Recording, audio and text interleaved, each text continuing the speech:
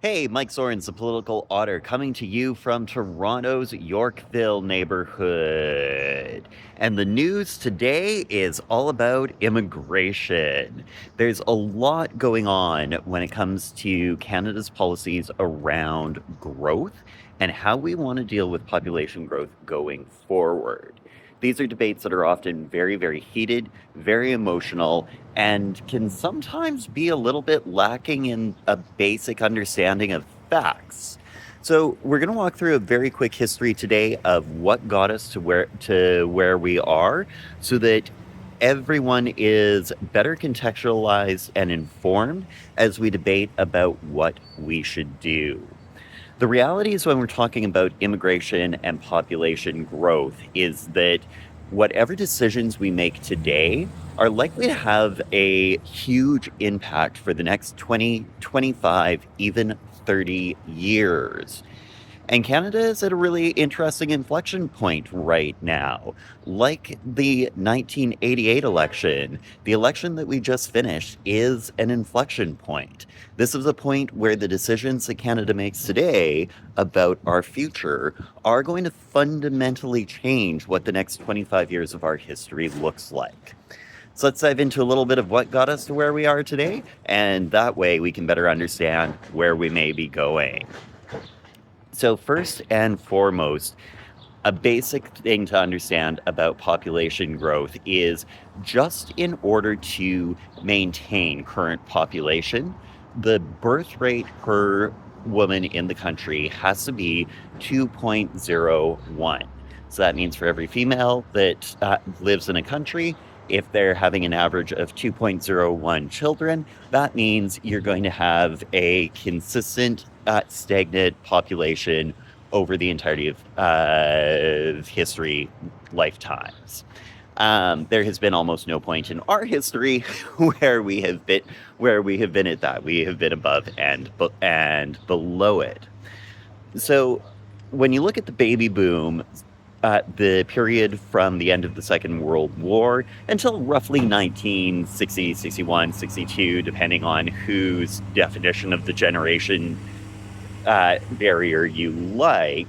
At the end of the baby boom, 1960, we saw that birth rate in Canada to be 3.81%, which was actually ahead of the US.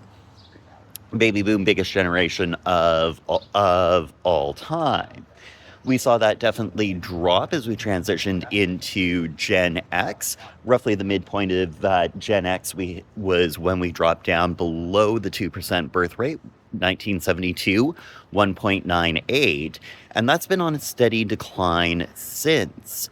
The one thing that is different about Canada than the US is we did not have a natural born millennial generation that presented a huge cohort boost like the US did.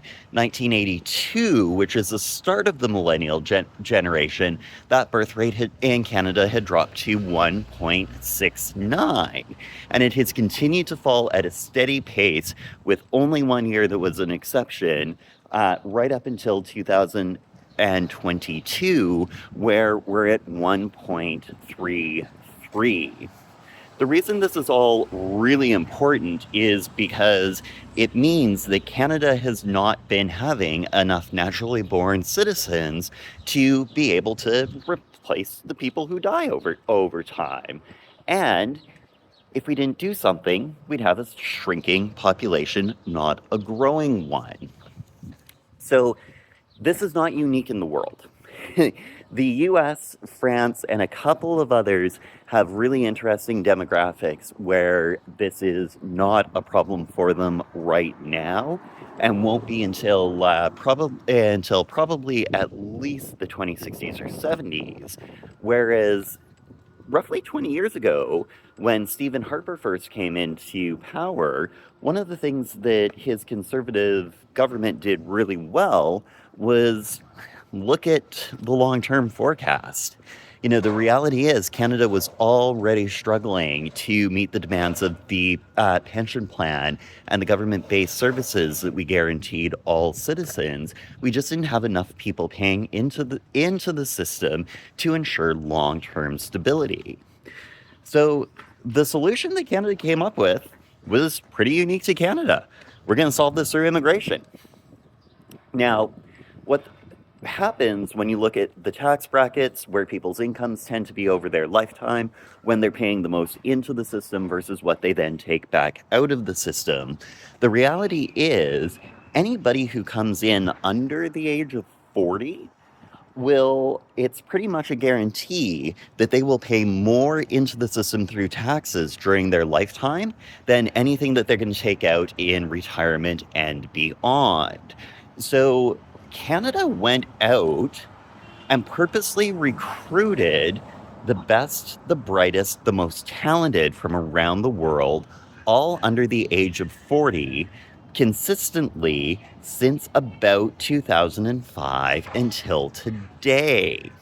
So this has meant we've had 20 years of pretty high immigration rates, some of the highest in the world. It's something that Justin Trudeau and the Liberal government under him more than doubled down on. So we've seen a really heavy, consistent rise in the Canadian population. This has kept our demographics really young. Unlike the US, who had a naturally born millennial generation, Canada imported our millennial generation. This has meant we've had a thriving tax base. This has meant that we've been able to continue to have the type of government assistance and programs that, as a country, we've defined are part of the Canadian identity that we want to guarantee to every citizen. And it's one of the main reasons why we can afford to have the Canadian pension plan now that the baby boomers have hit about 2/3 retirement age. So this overall was a policy that made sense.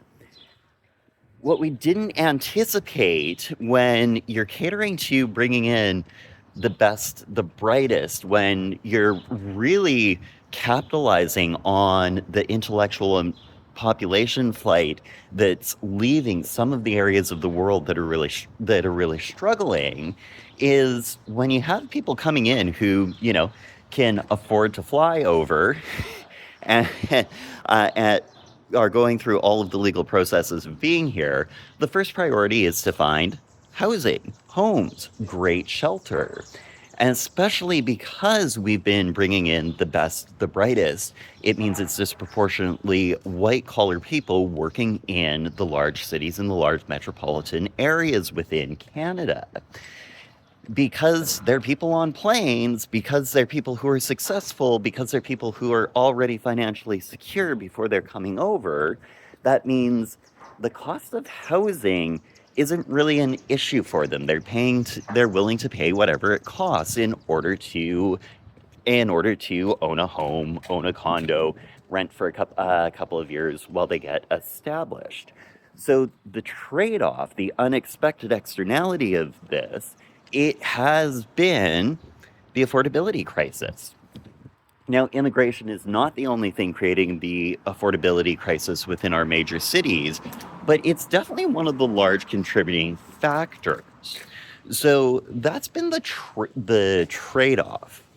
Now, Trudeau being Trudeau, never met a virtue signal he didn't love to expand.